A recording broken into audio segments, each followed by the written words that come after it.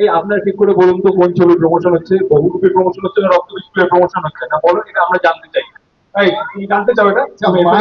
আচ্ছা মাইক আমি দিলাম তাতে অসুবিধা এইভাবেই আমাদের বড়বাবু হাতে করে ফুলটুল বিনাকি দিয়েছিলেন, বহুরূপী তো অভ্যেস রয়ে গেছে, দিল্লি এখনো হাত বাড়ি, আমি দেবই না মাইক, তুমি কথা বলো।